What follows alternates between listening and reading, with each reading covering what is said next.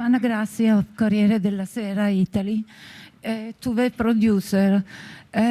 We are all happy to see this movie, perfect performance for each role, musicals and everything. It's a movie for all.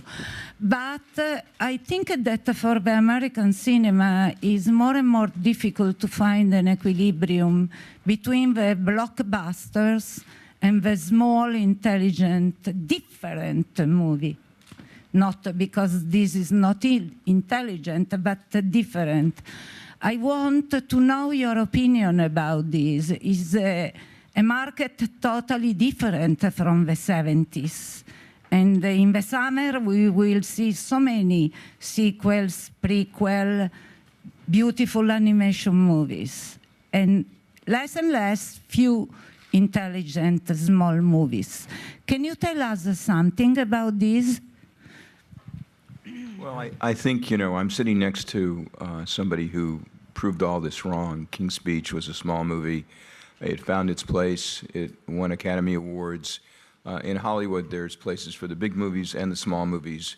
And it just takes courage for the financiers to put up money for the smaller movies as the big movies, because there's a lot to lose if you fail at one of these big films. A smaller movie, the investment's not as great. But we have a lot of courageous people around the world who do put up money for all types of movies. And you'll see a lot of those types of movies here in Cannes. And we're very fortunate to be in this business and be able to do both types of movies. I think Penelope and everybody on this panel, all our actors, have done both types and love them both. It's fun to entertain hundreds of millions of people around the world like the Pirates franchise has, and the same good spirit and goodwill that the King's Speech has traveled around the world and entertained people. So it's always about the story, the idea, the characters, the plot, not the size, but the heart. Question over there, please.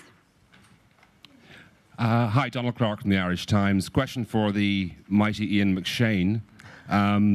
Ian, we've known you as a national treasure for years and years and years, but the last sort of 5 or 6, you seem to have got more and more work and more nasty and attractive roles, since Deadwood, I guess. Could you talk a bit about how life has changed for you? Do you feel that you're suddenly hot after being medium hot for a few years? Or sizzling, maybe. Hot. Yeah, Deadwood opens a different thing. I mean, a script by a man like David Milch, who's a genius, who did the show before, NYPD Blue. That was extraordinary. Deadwood may be the best experience over 3 years ever, working with somebody who was creative every day. We were all on the set. Everybody was on the same set.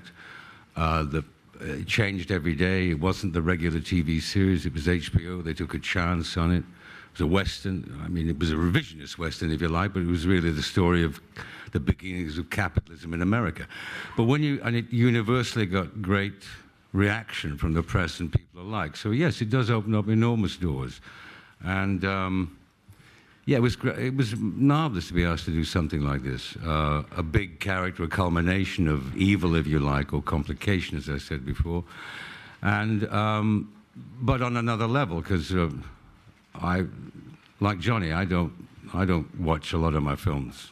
A few of them I don't even remember making a long time ago, but that's another subject. But something like Deadwood I watch now and again, and this I watched with my children and my grandchildren the other night, so that was really exciting. Oh. And by the way, I think that, you know, we're in a special section here, the pirate section. I think we'll win it, Johnny.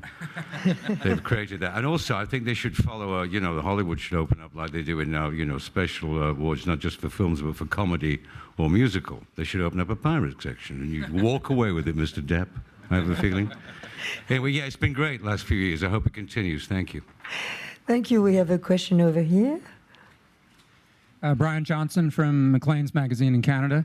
Question for Johnny Depp. Johnny, when you were making those little idiosyncratic films with the likes of Jim Jarmusch and so on, did you ever imagine or wish that you would be commandeering a franchise like this? Do you miss the intimacy of those films? And one other question, was there ever any question of expanding Keith Richards' role?